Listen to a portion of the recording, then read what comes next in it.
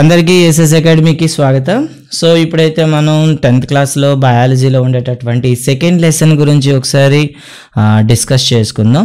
So మనకి second lesson అయితే మనకు రెస్పిరేషన్ అయితే ఉంటుంది. సో ఈ లెసన్లో రెస్పిరేషన్ అంటే ఏమిటి అండ్ ఈ రెస్పిరేషన్ ఏ విధంగా జరుగుతుంది అండ్ ఇందులో ఉండేటటువంటి కీ కాన్సెప్ట్స్ ఏంటి అప్ టు సెల్ రెస్పిరేషన్ వరకు ఈ వీడియోలో ఒకసారి చెప్పుకుందాం. సో బాడీలో రెస్పిరేషన్ జరుగుతున్నంతసేపు మనకి ఎనర్జీ అనేది మనకి రిలీజ్ అవుతుంది. అందుకే దీన్ని ఎనర్జీ ప్రొడ్యూసింగ్ సిస్టమ్ అని పిలుస్తాం అనమాట. రెస్పిరేషన్ అంటే ఎనర్జీ ప్రొడ్యూసింగ్ సిస్టమ్ అని చెప్తాం. సో ఈ రెస్పిరేషన్లో ఏమేమి చేంజెస్ అనేవి జరుగుతాయి అండ్ ఎటువంటి మార్పులు జరుగుతాయి అనేది ఈ వీడియోలో ఒకసారి జాగ్రత్తగా చూద్దాం. ఫస్ట్ ఆఫ్ ఆల్ అయితే ఈ రెస్పిరేషన్ అనే వర్డ్ అనేది యొక్క ఆరిజిన్ చూద్దాం ఒకసారి. రెస్పిరేషన్ యొక్క ఆరిజిన్ అయితే ఒక లాటిన్ వర్డ్ అండి, రెస్పైర్. రెస్పైర్ అనే ఒక లాటిన్ వర్డ్ నుండి రెస్పిరేషన్ అయితే తీసుకోవడం జరిగింది. మరి ఈ రెస్పైర్ యొక్క మీనింగ్ ఏంటి అంటే టు బ్రీత్. రెస్పైర్ అనే వర్డ్కి మీనింగ్ ఏంటంటే టు బ్రీత్ అంటాం, కానీ రెస్పిరేషన్ అంటే కంప్లీట్ మీనింగ్ అంటే ఏంటంటే బాడీలోకి ఎయిర్ ఎంటర్ అయ్యే నుండి ఆ ఎయిర్ అనేది సెల్ వరకు చేరుకునేంత వరకు అండ్ సెల్లో ఆక్సిజన్ కన్జ్యూమ్ అయ్యేంత వరకు, దట్ మీన్ ఆక్సిజన్ యూజ్ చేసేంత వరకు ఉన్న మొత్తం ప్రాసెస్ని మనం రెస్పిరేషన్ అని పిలుస్తాం. అంటే inhalation and exhalation and the utilization of the oxygen మొత్తాన్ని కలిపి మనం రెస్పిరేషన్ అంటాం అనమాట. మరి ఈ రెస్పిరేషన్ గురించి ఎప్పటి నుండి మనకు ఐడియా ఉంది అంటే బిఫోర్ 14th century. 14th centuryకి ముందు దీనికి అంటే రెస్పిరేషన్ అనే వర్డ్ ఎవరికి యూజ్ చేయలేదన్నమాట, ఎవరు కూడా. అప్పటి వరకు ఏం యూజ్ చేసేవారంటే బ్రీతింగ్ అని మాత్రమే యూజ్ చేసేవారు. ఆఫ్టర్ 14th century ఈ బ్రీతింగ్ ప్లేస్లో మనకి రెస్పిరేషన్ అనే వర్డ్ అయితే యూజ్ చేయడం మొదలుపెట్టారనమాట. అయితే దీని మీద చాలామంది రీసెర్చ్ చేశారు, కానీ మనకు ఉండేటటువంటి 18th centuryలో లావోయిజర్ మరియు ప్రీస్లీ చేసినటువంటి ఎక్స్పెరిమెంట్స్ ద్వారా మనకి ఏం తెలుస్తుందంటే గ్యాసెస్ యొక్క ప్రాపర్టీస్ మనకి అర్థమవుతుంది. అంతేకాకుండా ఈ గ్యాసెస్ అనేవి ఎలా ఎక్స్చేంజ్ అవుతాయి అనే ప్రాసెస్ కూడాను వీళ్ళు మనకి ఎక్స్ప్లెయిన్ చేయడం జరిగింది. ఒక కాంప్రహెన్సివ్ వర్క్ వల్ల, వీరి యొక్క కాంప్రహెన్సివ్ వర్క్ వల్ల మనకి ఈ గ్యాసెస్ ఎలా ఎక్స్చేంజ్ అవుతాయి అని తెలుస్తుంది అనమాట. సో ప్రీస్లీ లావోయిజర్ చేసిన రీసెర్చ్ వల్ల మనకి ఎక్స్చేంజ్ అయితే అర్థమైంది, కానీ లావోయిజర్ మాత్రం తన రీసెర్చ్ని కంటిన్యూస్ చేస్తూనే వచ్చారనమాట. Lavoisier also carried out several experiments to understand the property of gases in he's early experiments. తన ముందుతో చేసిన ప్రయోగాల వల్ల తనకేం తెలిసిందంటే ఒకసారి చూద్దాం. లావోయిజర్ ఏం చేశాడంటే ఒక బెల్జార్ ఎక్స్పెరిమెంట్ చేశాడు. అంటే సో బెల్జార్ ఎక్స్పెరిమెంట్ చేసేటప్పుడు చార్కోల్ని తీసుకొని ఏం చేశాడంటే బర్న్ చేశాడనమాట. అలా బర్న్ చేసి పైన బెల్జార్ పెట్టాడు. బెల్జార్ పెట్టేటప్పుడు బయట నుండి ఎయిర్ అనేది లోపలికి వెళ్ళకుండా ఏం చేశాడంటే ఒక వాటర్ ప్లేట్లో పెట్టాడనమాట. వాటర్ ప్లేట్లో పెడితే మనకి లాక్ అవుతుంది కాబట్టి లాక్ అయ్యేందుకు వాటర్ ప్లేట్లో పెట్టాడనమాట. ఇలా తను చేసిన ఎక్స్పెరిమెంట్లో తనకి ఏం తెలిసింది అంటే లోపల ఏదో ఒక ఎయిర్ అనేది ఫామ్ అయిందనమాట, ఒక కొత్త ఎయిర్ ఫామ్ అయిందని తెలుసుకున్నాడు. ఆ ఎయిర్ ఏమంటే దాన్ని మనం ఫిక్స్డ్ ఎయిర్ అంటామని చెప్పాడనమాట. ఫిక్స్డ్ ఎయిర్ అంటే ఏంటి? The air which cannot be changed అంట అనమాట. ఈ ఫిక్స్డ్ ఎయిర్ని మనం ఏమని పిలుస్తాం ఈ రోజుల్లో కార్బన్ డైఆక్సైడ్ అని పిలుస్తున్నాం. ఈ చార్కోల్ ఎక్స్పెరిమెంట్ చేసేటప్పుడు ఒక గ్యాస్ అయితే ఫామ్ అయింది, ఆ ఫామ్ని ఫిక్స్డ్ ఎయిర్ అంటారని చెప్పాడనమాట. తర్వాత ఏం చేశాడు, చార్కోల్ ప్లేస్లో పాస్పరస్ తీసుకున్నాడు. ఈ సేమ్ ఎక్స్పెరిమెంట్ మళ్ళీ ఏం చేశాడు, పాస్పరస్ చేసేటప్పుడు కూడా సేమ్ రిజల్ట్ అనేది రావడం జరిగింది. అయితే ఫైనల్గా తన ఎక్స్పెరిమెంట్ ద్వారా ఒక మాత్రం అయితే చెప్పాడు. దట్ మీన్స్ ఏదో సంథింగ్ ఇంకేదో ఒక ఎల్స్ అయితే ఉంది, అది చార్కోల్ని కానీ పాస్పరస్ని కానీ కంబైన్ అవుతుంది. అంటే చార్కోల్తో కానీ పాస్పరస్తో కానీ కంబైన్ అయ్యేటటువంటి ఒక సబ్స్టెన్స్ అయితే ఉంటుంది అని చెప్పాడు. దానిపైన ఒక మాట అయితే చెప్పాడనమాట. Either air itself or another elastic fluid. చూడండి, ఎయిర్లో ఉండేటటువంటి భాగం కానీ లేదా ఒక ఎలాస్టిక్ ఫ్లూయిడ్ అనేది ఎయిర్లో అది ఉంటుంది. ఇన్ ఏ సెర్టైన్ ప్రపోర్షన్, ఒక ప్రత్యేకమైనటువంటి రేషియోలో ఉంటుంది. ఇది మనకి బ్రీతింగ్ చేయడంలో హెల్ప్ చేస్తుంది అని చెప్పాడు అనమాట. చూడండి ఒకసారి, either air itself or another elastic fluid present in a certain proportion in the air which we breathe. మనం పీల్చడానికి ఉపయోగపడేటటువంటి ఎయిర్లో ఒక భాగమైనా కావచ్చు, లేదా ఒక ఎలాస్టిక్ ఫ్లూయిడ్ అయినా కావచ్చు, అది ఎయిర్లో ఉంది, అది మనకి బ్రీతింగ్లో సపోర్ట్ చేస్తుందని లావోయిజర్ చెప్పాడనమాట. సో తర్వాత ఏం చేశాడంటే ఈ ఎయిర్ అనేది మనకి రెస్పిరబుల్ ఎయిర్ అని చెప్పాడనమాట. అంటే పీల్చడానికి అనువైనటువంటి గాలి అని చెప్పాడు. అంతేకాకుండా అట్మాస్ఫియర్లో బర్న్ అవ్వడానికి కూడా సపోర్ట్ చేస్తుంది అని చెప్పాడనమాట. Respirable air either burning supporting air అని చెప్పాడు. అది either itself air or elastic fluid అని చెప్పింది లావోయిజర్ అనమాట. ఇంతటితో విడిచిపెట్టకుండా తను ఇంకా ఎక్స్పెరిమెంట్ చేశాడనమాట. చేస్తూ తను ఏం చేశాడంటే ఎక్స్పెరిమెంట్ ద్వారా ఒక మాట అయితే చెప్పాడు. రెస్పిరేషన్లో 2 ప్రాసెస్ ఉంటాయి అని చెప్పాడనమాట. రెస్పిరేషన్ ఏముంటాయి, 2 ప్రాసెస్లో ఉంటాయని చెప్పాడు.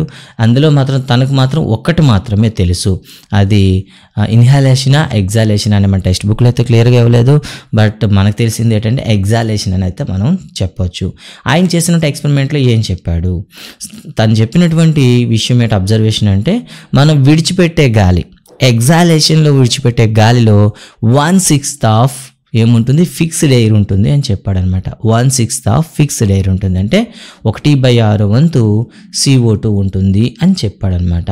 మరి CO2 అనేది ఎక్కడ ఫామ్ అయింది, ఈ చాల్కీ యాసిడ్ గ్యాస్ అంటాం కదా, దీన్నే ఫిక్స్డ్ ఎయిర్ అంటాం, దీన్నే కార్బన్ డైఆక్సైడ్ అంటాం. మరి ఈ ఆక్సిజన్ ఎలా ఫామ్ అయింది అంటే ది వాల్యూమ్ ఆఫ్ వైటైటెడ్ ఎయిర్ అంటాం అనమాట. కన్జ్యూమ్ అయిపోయే ఎయిర్ అనేది ఒకటి ఉంటుంది. ఆ వైటైటెడ్ ఎయిర్ అనేది కన్జ్యూమ్ అయిపోవడం వల్ల మనకి చాల్కీ యాసిడ్ గ్యాస్ ఫామ్ అవుతుంది అని మనకు చెప్పాడనమాట. సో ఈ వైటైటెడ్ ఎయిర్ని మనం ఏమంటాం, ఆక్సిజన్ అంటామని తర్వాత మనకి తెలుస్తుంది అనమాట. ఖర్చు అయిపోయే గాలి వైటైటెడ్ ఎయిర్ అంటే oxygen, fixed air chalky acid gas అంటే కార్బన్ డైఆక్సైడ్ అనమాట. ఇలా తర్వాత చేసినటువంటి ఎక్స్పెరిమెంట్లో తను చెప్పాడనమాట ఏంటంటే, ఇంకో మాట అయితే చెప్పాడనమాట. సో ఏదైతే ఖర్చు అయిపోయిన ఎయిర్ ఉందో, ఈ ఖర్చు అయిపోయిన గాలిని నింపడమే ఇంపార్టెంట్ కాదు, ఫామ్ అయినటువంటి చాల్కీ యాసిడ్ గ్యాస్ని కూడా రిమూవ్ చేయడం కూడా అంతే ఇంపార్టెంట్ ఉంటుంది అని చెప్పారు. ఓకేనా. సో ఫర్ ఒక జార్లో ఉందనుకుందాం, ఒక 20 లీటర్స్, ఒక 10 లీటర్స్ వైటైడ్ ఎయిర్ ఉందనుకుందాం, ఇది కన్జ్యూమ్ అయిపోయి CO2గా అయిపోయిందంటే 10 లీటర్స్ CO2 ఫామ్ అయిపోయింది అనుకుందాం. నెక్స్ట్ మళ్ళీ ఏమేమి చేయాలి, మళ్ళీ 10 లీటర్స్ వైటైడ్ ఎయిర్ వేయడం ఎంత importance, at the same time అక్కడ ఉన్న CO2 కూడా ఖాళీ చేయడం అంతే ఇంపార్టెంట్ అని ఒక మాట అయితే చెప్పాడు. So to recreate the common air from the vitiated air, it was not enough merely to add the appropriate amount of air needed for burning or respirable air. The existing chalky acid gas must also removed. So కేవలం consume అయిపోయేదని add చేయడమే కాదు, consume అయిన తర్వాత form అయిన ఈ fixed air కూడా remove చేయాల్సిన importance అయితే ఉంది అని చెప్పింది లావోయిజర్ అనమాట. ఇలా లావోయిజర్ తన ఎక్స్పెరిమెంట్ ద్వారా మనకి చెప్పడం జరుగుతుంది. అండ్ నెక్స్ట్ వన్, సో తను చెప్పేటటువంటి ఈ సిస్టంలో మొత్తం కూడా ఇది ఎక్కడ జరుగుతుంది, సో ఈ ప్రాసెస్ అంతా కూడా ఎక్కడ జరుగుతుంది అంటే తను ఒక ఎస్యూమ్ చేశాడు, దట్ ఈస్ లంగ్స్లో జరుగుతుంది అని చెప్పాడనమాట. So process of exchange will occurs at lungs అనేది చెప్పాడంట, లంగ్స్లో జరుగుతుంది అని చెప్పాడు. అంటే ఇక్కడ చాకీ యాసిడ్ ఎయిర్ అనేది వైటైడెడ్ ఎయిర్తో ఎక్స్చేంజ్ అనేది జరుగుతుంది. ఈ ఎక్స్చేంజ్ అనేది ఎక్కడ జరుగుతుంది, లంగ్స్లో జరుగుతుందని ఒక ఏం చెప్పాడు, హైపోథసిస్ చేశాడు అనమాట. ఇది నాట్ కన్ఫ్యూజ్, హైపోథసిస్ చెప్పాడు. అంతేకాకుండా ఇంకో మాట అని చెప్పాడు అనమాట. ఏంటది, the eminently respirable air being observed and the almost equal volume of chalky acid air being given up to the air from the lungs. అంటే ఎంత వాల్యూమ్ రెస్పైరబుల్ ఎయిర్ అనేది యూస్ చేస్తామో అంతే వాల్యూమ్లో మనకి ఈ చాకీ యాసిడ్ ఎయిర్ అనేది లంగ్స్ ద్వారా ప్రొడ్యూస్ చేయబడుతుంది అని చెప్తాడు. అంతేకాకుండా ఇంకో మాట చెప్తాడండి, ఈ రెస్పైరబుల్ ఎయిర్ ఏదైతే ఉందో ఇది బ్లడ్కి యాడ్ చేయడం వల్ల బ్లడ్ అనేది రెడ్ కలర్లో ఉంటుంది అన్న మాట కూడా చెప్తాడనమాట లావోయిజర్. సో కానీ మనకు తర్వాత తెలిసింది బ్లడ్లో మనకి హెమోగ్లోబిన్ ఉండే వల్ల రెడ్గా కనిపిస్తుందని తర్వాత మనకి అయితే అర్థమవుతుంది అనమాట. బట్ లావోయిజర్ తన హైపోథసిస్లో ఏం చెప్పాడంటే ఈ రెస్పైరబుల్ ఎయిర్ అనేది మనకి బ్లడ్కి మిక్స్ అవడం వల్ల బ్లడ్ రెడ్గా ఉంటుంది అని చెప్తాడనమాట. ఈ విధంగా లావోయిజర్ ఎక్స్పెరిమెంట్స్ని బేస్ చేసుకొని ఒక హ్యూమన్ ఫిజియాలజీ అనే ఒక బుక్లో మనకి జాన్ డాపర్ అనే సైంటిస్ట్ ఒక మాట అయితే రాస్తాడనమాట ఇన్ మిడ్ 19th centuryలో. సో ఇక్కడ క్వశ్చన్ ఏంటంటే హ్యూమన్ ఫిజియాలజీ అనే రాసింది ఎవరు, జాన్ డాపర్. ఓకేనా, జాన్ డాపర్ రాసిన హ్యూమన్ ఫిజియాలజీలో ఒక మాట అయితే చెప్తారనమాట. ఏంటది చూడండి ఒకసారి క్లియర్గా, the chief material which a living being receives, అంటే మన ఫుడ్కి ఏ మెటీరియల్ అయితే కలెక్ట్ చేస్తామో అదర్ మోస్ట్ ఇంపార్టెంట్ సబ్స్టెన్సెస్ ఏవైతే కలెక్ట్ చేస్తామో are matter that can be burn, తీసుకునే ఆ పదార్థం అంతా కూడా శరీరంలో బర్న్ అవుతుంది. సో ఈ బర్న్ అవ్వడానికి సపోర్ట్ చేసేది ఎవరంటే వాటర్ అండ్ ఆక్సిజన్. మనం తీసుకున్న ఫుడ్ అనేది బర్న్ అవ్వడానికి వాటర్ అండ్ ఆక్సిజన్ అనేవి సపోర్ట్ చేస్తాయి. సో ఈ రియాక్షన్ అనేది జరిగేటప్పుడు out of the action of these upon one and another, అంటే ఈ ఫిజికల్ ఫినామినాస్ జరిగేటప్పుడు ఒకదానిపైన ఒకటి డిపెండ్ అవుతుంటాయి. And it is life arise, ఇది మన జీవనం కొనసాగించడానికి సహాయం చేస్తాయి. అంతేకాకుండా వాట్ ద బాడీ ఎక్స్పెల్స్, అంటే మన బాడీ విసర్జించేటటువంటి, సో డెఫికేషన్ చేసేటప్పుడు వేస్ట్ మెటీరియల్ ఏదైతే ఉందో ఎక్స్పెల్స్ ఉందో అందులో కొంత వాటర్ ఉంటుంది, కొంత ఆక్సైడ్స్ ఆఫ్ కార్బన్స్ ఉంటాయి, ఫాస్ఫరస్ ఉంటుంది అండ్ సల్ఫర్ కూడా ఉంటాయి అని చెప్తాడనమాట. ఈయన చెప్పింది ఎవరు? John Draper. జాన్ డాపర్ చెప్పేదాని ప్రకారం ఏమంటే లివింగ్ ఆర్గానిజం తీసుకునే చీఫ్ ఫుడ్ మెటీరియల్స్ ఏవైతే ఉన్నాయో they will burn with the help of water and oxygen. They expels with some water, oxides of carbon, phosphorus and sulphur అని చెప్పడం జరుగుతుంది అనమాట. This is about the John Draper and human physiology. ఇక తర్వాత మనం చూసుకున్నట్లయితే అసలు ఈ రెస్పిరేషన్లో ఉండే మేజర్ కాంపోనెంట్స్ ఏంటి అనేది మిడ్ 19th century వరకు ఎవ్వరికీ తెలియదు. But in mid 19th century 19వ శతాబ్దం మధ్యలో అయితే ఈ రెస్పిరేషన్లో మేజర్ రోల్ ఏమేమి పార్టిసిపేట్ చేస్తాయో తెలిసిందనమాట. అయితే ఇక్కడ మిడ్ 19th century వరకు మనకి అందులో ఉన్న పార్ట్స్ ఏవో మనకు తెలియకపోయినప్పటికీ అప్పటికి ఉన్న వాళ్ళకి ముందుకే మనకైతే తెలుసు బాడీ వేడిగా ఉంటే అంటే బాడీ ఆక్సిజన్ అంటే రెస్పిరేషన్ చేస్తూ ఉంటే బాడీ వేడిగా ఉంటుంది, ఎప్పుడైతే రెస్పిరేషన్ ఆగిపోతుందో బాడీ చల్లగా అయిపోతుంది అని ఒక రిలేషన్ అయితే అందరికీ తెలుసు అనమాట. So people believe that there was some relation of the heat produced in the body and the process of respiration. రెస్పిరేషన్కి బాడీ హీట్ ఎక్కడానికి సంథింగ్ రిలేషన్ ఉందని అప్పట్లో ఉండే ప్రజలకైతే తెలుసు అనమాట. సో నెక్స్ట్ వన్ చూద్దాం. సో అసలు రెస్పిరేషన్లో ఉండే ఈవెంట్స్ ఏమిటి లేదా స్టెప్స్ ఏమిటి, రెస్పిరేషన్ ఎలా స్టార్ట్ అవుతుంది, ఎక్కడ స్టార్ట్ అవుతుంది అనేది ఒకసారి చూద్దాం. సో నిజానికి మన బాడీలో ఈ పార్ట్లో ఇదే జరుగుతుంది అంటూ ఒక స్ట్రిక్ట్ డెమోక్రసీ అయితే ఎక్కడ కూడా మనకు లేదనమాట. స్ట్రిక్ట్ డెమోక్రసీ అని పిలుస్తాం. ఎక్కడ కూడా ఇక్కడ ఈ పార్ట్లో ఈ పని చేయాలి, ఈ పార్ట్లో ఇది జరగాలని ఎక్కడ కూడా మనకి డివైడింగ్ అయితే లేదనమాట. అంతేకాకుండా ప్రతి పార్ట్ కూడాను ఒక సెపరేట్ బయోకెమికల్ కానీ ఫిజికల్ ప్రాసెస్ అనేది క్యారీ చేస్తుంది. అందుకే human respiration is a complex process అని చెప్తాం. ఇక్కడ సెవరల్ బయోకెమికల్ ప్రాసెస్ జరుగుతాయి అండ్ ఫిజికల్ ప్రాసెస్ కూడా జరుగుతాయి. ఇవన్నీ జరిగిన తర్వాతే మనకి ఏమవుతుంది, రెస్పిరేషన్ అనేది కంటిన్యూ అవుతుంది అనమాట. మరి రెస్పిరేషన్ ఏ విధంగా అవుతుంది? స్టెప్ 1 చూద్దాం. స్టెప్ 1 మనం బ్రీతింగ్ అంటాం. బ్రీతింగ్ అంటే ఎయిర్ లంగ్స్లోకి వెళ్ళడం, లంగ్స్ నుండి ఎయిర్ నుండి బయటికి రావడం, first one. And second step ఏమవుతుంది, gas exchange at lungs level. లంగ్స్లో గ్యాసెస్ అనేవి ఎక్స్చేంజ్ అవ్వడం at the presence of alveoli and blood మధ్యలో గ్యాస్ అనేది ఎక్స్చేంజ్ అవ్వడం. థర్డ్ వన్ ఏమవుతుంది, ఎక్స్చేంజ్ అయినటువంటి గ్యాస్ అనేది ట్రాన్స్పోర్ట్ అవ్వడం by the help of blood సహాయంతో మనకి ఏమవుతుందంటే ఆక్సిజన్ బాడీ మొత్తం సప్లై చేయడం జరుగుతుంది. అండ్ ఫోర్త్ స్టెప్ ఏంటంటే మళ్ళీ గ్యాస్ ఎక్స్చేంజ్ అవుతుంది. ఇక్కడ బ్లడ్ టు టిష్యూ అనమాట. బ్లడ్ నుండి టిష్యూలోకి లేదా సెల్స్లోకి మనకి ఏమవుతుంది, గ్యాస్ అనేది ఎక్స్చేంజ్ అవుతుంది. ఓకే, గ్యాస్ అనేది ఇక్కడ ఆక్సిజన్ ఎంటర్ అవ్వడం, కార్బన్ డైఆక్సైడ్ కలెక్ట్ చేసుకోవడం, రెండు కూడా జరుగుతాయి. అండ్ సెల్లోకి మనకి ఫైనల్గా మనకి ఆక్సిజన్ సప్లై చేయిన తర్వాత సెల్లో మళ్ళీ రెస్పిరేషన్ జరుగుతుంది. దీన్నే సెల్ రెస్పిరేషన్ అని పిలుస్తాం అనమాట. ఈ సెల్ రెస్పిరేషన్లో మనకి బర్నింగ్ అంటాం, కంబషన్ అంటాం, మొత్తం అంతా జరిగి మనకి ఎనర్జీ రిలీజ్ అవుతుంది. ఇది మనకు లైఫ్ ప్రాసెస్కి హెల్ప్ చేస్తుంది అనమాట. సో ఎనర్జీ రిలీజ్ అయ్యేది సెల్ లెవెల్లో అవుతుంది. సో టోటల్ ఈ ప్రాసెస్ని మనం ఏమని చెప్తామంటే రెస్పిరేషన్ అంటాం. ఈ క్లాస్లో అయితే మనకు gas exchange at tissue level అంటే సెల్ లెవెల్లో గ్యాస్ ఎక్స్చేంజ్ ఎంతవరకు అవుతుంది అనే దాని గురించి ఈ వీడియోలో ఒకసారి కంప్లీట్గా తెలుసుకుందాం. Let's go. So first of all అయితే మనకి ఏం కావాలి, ఇక్కడ బ్రీతింగ్ అంటే ఏంటో ఒకసారి చూద్దాం. బ్రీతింగ్ అంటే ఏంటి, గాలి పీల్చుకోవడం, గాలి విడిచిపెట్టడం. మరి దీనిపైన అసలు బ్రీతింగ్లో కార్బన్ డైఆక్సైడ్ ఉంటుందా లేదా, అసలు బ్రీతింగ్ ఎక్కడ స్టార్ట్ అవుతుంది, ఎక్కడ ఎండ్ అవుతుంది? సాధారణంగా అయితే మనకి నాస్ట్రిల్లో గ్యాస్ ఎంటర్ అవుతుంది, అల్వియోలో మనకి ఏమవుతుంది, గ్యాస్ వెళ్ళే ఈ కంటిన్యూటీ క్లోజ్ అయ్యి రిటర్న్ రావడం జరుగుతుంది. సో దీనిపైన మనకు టెక్స్ట్ బుక్లో ఎక్స్పెరిమెంట్ ఇచ్చాడు అనమాట. సో ఈ ఎక్స్పెరిమెంట్లో ఒక దాంట్లో లైమ్ వాటర్, ఇంకో దాంట్లో ప్యూర్ వాటర్ వేసి రెండింట్లో కూడా ఎయిర్ బ్లో చేయమంటారు. సో బ్లో చేసేటప్పుడు లైమ్ వాటర్ ఉండే దగ్గర మనకి మిల్కీ కలర్ అయితే వస్తుందన్నమాట. మిల్కీ వైట్ కలర్ అయితే మనకి చేంజ్ అవుతుందన్నమాట. సో దీన్ని బట్టి మనం ఏం చెప్పవచ్చు, ఈ లైమ్ వాటర్తో మనకి CO2 రియాక్ట్ అయింది అని చెప్పవచ్చు. At the same time pure వాటర్లో మనకి ఎటువంటి చేంజ్ అనేది మనం గమనించమన్నమాట. బికాస్ ఈ ఎక్స్పెరిమెంట్ ద్వారా మనం ఏం చెప్పవచ్చు అంటే ఎగ్జాలేషన్ ఎయిర్లో కార్బన్ డైఆక్సైడ్ ఉంటుంది. The carbon dioxide is presence in exhalation air అని క్లియర్ కట్గా మనం చెప్తాం అనమాట. అండ్ నెక్స్ట్ మనం చూద్దాం అసలు రెస్పిరేషన్ సిస్టమ్ ఎక్కడ స్టార్ట్ అవుతుంది, ఎక్కడ ఎండ్ అవుతుంది. And that so respiration is the system we usually mean that the passage that transport air to the lungs and to the microscopic air sacs in them, that is called alveoli.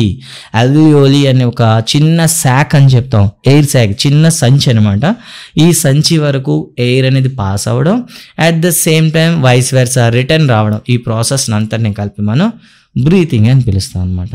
So ఈ breathing experiment ద్వారా మనం చెప్తాం. So ఈ breathing సంబంధించి ఒక complete structure అయితే ఒకసారి చూద్దాం. హ్యూమన్ బాడీలో ఎలా అవుతుంది. హ్యూమన్ బాడీలో మనకి రెస్పిరేటరీ సిస్టంలో ఉండేటటువంటి ఆర్గాన్స్ అయితే మీకు ఇక్కడ చూస్తాను అనమాట. ఫస్ట్ ఆఫ్ ఆల్ అయితే ఎయిర్ అనేది మనకి నోస్ అవుట్ సైడ్ ఉండేటటువంటి 2 హోల్స్ ఉంటాయి కదా, ఈ హోల్స్ ద్వారా ఎయిర్ ఎంటర్ అవుతుంది. వీటిని మనం నాస్ట్రిల్స్ అంటాం అనమాట. దీన్ని నాస్ట్రిల్స్ అంటాం. నాస్ట్రిల్స్ ద్వారా ఎయిర్ పాస్ అయ్యి మనకి నోస్ వైపు ఉండే ఒక ఛాంబర్ కేవ్ ఉంటుంది, ఈ కేవ్లో మనకి ఎంటర్ అవుతుంది. దీన్ని నోసల్ క్యావిటీస్ అని పిలుస్తాం. నోసల్ క్యావిటీస్ నుండి ఎయిర్ అనేది ఎంటర్ అయ్యేటప్పుడు ఒక జంక్షన్ ఉంటుంది, దాన్ని ఫార్నిక్స్ అంటాం. ఈ ఫార్నిక్స్ అనేది రెండింటికి కూడాను జంక్షన్ అనమాట. అంటే ఇక్కడ ఫుడ్ వచ్చేటటువంటి బక్కల్ క్యావిటీకు, అదే నోస్ నుండి వచ్చేటటువంటి నోసల్ క్యావిటీకు మధ్యలో జంక్షన్ బాక్స్ ఫార్నిక్స్ అనమాట.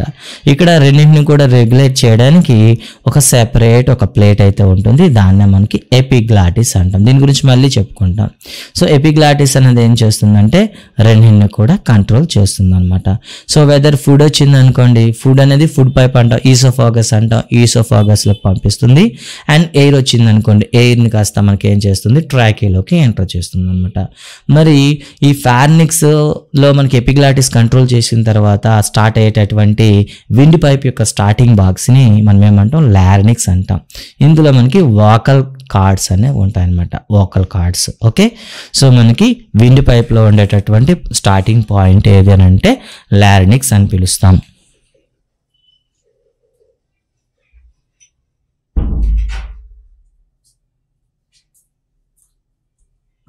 సో లారినిక్స్ అనేది తర్వాత మనకి విండ్ పైప్గా కంటిన్యూ అవుతుంది. ఈ విండ్ పైప్ని మనం ఏమని పిలుస్తాం, ట్రాకియా అని పిలుస్తాం. ఓకే, సిరీస్ చూసుకోండి, నాస్ట్రిల్స్, నాసల్ క్యావిటీ, ఫార్నిక్స్, ఎపిగ్లాటిస్, లారినిక్స్. ఓకేనా. సో ఇది ఎపిగ్లాటిస్ యాక్చువల్గా అయితే ఫార్నిక్స్ పైన ఉంటుంది, మీకు ఇమేజ్లో అప్ అండ్ డౌన్ రాశాడు, గుర్తుపెట్టుకోండి. సో ఫస్ట్ ఆఫ్ ఆల్ అయితే nostrils, nasal cavity, nasal cavity తర్వాత మనకి ఎపిగ్లాటిస్ తర్వాత ఫార్నిక్స్ తర్వాత మనకి లారినిక్స్ తర్వాత ట్రాకియా. సో ట్రాకియా అనేది మనకి విండ్ పైప్ అనమాట. ఈ ట్రాకియా అనేది లంగ్స్ దగ్గరికి వచ్చేసరికి ఈ 2 మేజర్ పార్ట్గా డివైడ్ అవుతుంది. ఈ 2 మేజర్ పార్ట్స్ని మనం ఏమంటాం, బ్రాంచిస్ అని పిలుస్తాం అనమాట. ఈ బ్రాంచిస్ అనేవి లంగ్స్లో ఎంటర్ అయిన తర్వాత ఇక నంబర్ ఆఫ్ టీనీ పైప్స్గా డివైడ్ అవుతుంది, వాటిని బ్రాంకియోల్స్ అంటాం అనమాట. సో ఈ బ్రాంక్యూల్స్ అనేవి ఎక్కడ చివరి వాటి యొక్క ఎండింగ్ పాయింట్ ఏదంటే ఎయిర్ శాక్ అని ఒక చిన్న స్ట్రక్చర్ అయితే చెప్పుకున్నాం కదా, వాయుగోని అని చెప్పాం కదా. ఇవన్నీ కూడాను ఈ స్మాల్ ఎయిర్ శాక్లోకి ఓపెన్ అవుతాయి అనమాట. ఈ పార్ట్ని మనం ఏమని పిలుస్తాం, ఆల్వియోలి అని పిలుస్తాం అనమాట. ఓకే, బ్రాంకియల్స్ యొక్క ఎండింగ్ పాయింట్ ఏది అని అంటే మనం ఏం చెప్తాం, ఆల్వియోలి అని చెప్తాం అనమాట. ఇలా ఎయిర్ అనేది రావడం, ఎల్విలోకి చేరడం, ఎల్విఎల్ నుండి రిటర్న్ రావడం, ఇదంతా కూడా ఒక సైకిల్లో జరుగుతుంది. ఈ సిస్టమ్ని మనం రెస్పిరేటరీ సిస్టమ్ అని చెప్తాం అనమాట. ఓకే, సో అయితే గ్యాస్ మెయిన్గా అసలు బాడీలోకి ఎంటర్ అయినటువంటి గ్యాస్ ఎక్కడ ఎక్స్చేంజ్ అవుతుందంటే మనకి గుర్తుపెట్టుకోండి, మనకి ఆల్వియోలో చేంజ్ అవుతుంది అనమాట. ఆల్వియోలో చుట్టూ ఉండేటటువంటి క్యాపలరీస్ నెట్వర్క్లోకి డిఫ్యూజన్ ప్రాసెస్లో గ్యాస్ అనేది ఎక్స్చేంజ్ అవుతుంది. సో ఇక్కడ ఎన్ని రకాలుగైనా మీకు క్వశ్చన్ అడగచ్చు, సిరీస్ అడగచ్చు, వాకల్ కార్డ్ ఎక్కడ ఉంటాయి, బ్రాంకీస్ ఎన్ని ఉంటాయి, ఓకేనా. మనకి ఏ విధంగా అయినా క్వశ్చన్ అడిగినా ఈ సిరీస్ కానీ మీకు గుర్తుంటే ఈజీగా రాస్తారనమాట. This is the pathway of the air in human body. And next మనం చూసినట్లయితే ఒక్కొక్క కాన్సెప్ట్, ఇప్పుడు మీరు చెప్పినటువంటి ఆ పాత్లో ఒక్కొక్క కాన్సెప్ట్ గురించి మనం చెప్పుకున్నట్లయితే కంప్లీట్గా మనకి డౌట్ లేకుండా వస్తుంది. ఫస్ట్ వన్, నాస్ట్రిల్స్ అంటే ఏంటి? బాడీలోకి ఎంటర్ అయ్యేటటువంటి 2 హోల్స్ అయితే నోస్లో ఉంటాయి కదా, ఆ హోల్స్ని నాస్ట్రిల్స్ అంటాం. సో ఎన్ని ఉంటాయండి హ్యూమన్ బాడీలో? 2 నాస్ట్రిల్స్ ఉంటాయి. ఈ నాస్ట్రిల్స్ అనేవి ఒక కేవ్లోకి ఓపెన్ అవుతాయి. ఆ కేవ్ని మనం నాసల్ క్యావిటీ అని పిలుస్తాం. ఓకే, నాసల్ క్యావిటీ అంటే మనం నోస్ తీసుకున్నాం అనుకోండి, ఈ నోస్ లోపల ఉండేటటువంటి ఈ ఎంటీ ప్లేస్ అనమాట. ఈ ఎంటీ ప్లేస్ని మనం నాసల్ క్యావిటీస్ అని పిలుస్తాం. మరి ఈ నాసల్ క్యావిటీలు ఏమవుతుంది అంటే, ఫస్ట్ వన్, ఎయిర్ అనేది ఫిల్టర్ అవుతుంది. అండ్ ద సేమ్ టైం వాటి యొక్క టెంపరేచర్ అనేది రెగ్యులేట్ చేయడం జరుగుతుంది. గుర్తుపెట్టుకోండి, నాసల్ క్యావిటీలో ఏమేమి జరుగుతుంది? ఎయిర్ ఫిల్టర్ అవుతుంది అండ్ బాడీ టెంపరేచర్కి ఈక్వల్ టెంపరేచర్లో ఎయిర్ అనేది కన్వర్ట్ చేయడం జరుగుతుంది. సో ఈ ప్రాసెస్ ఏంటో చూద్దాం.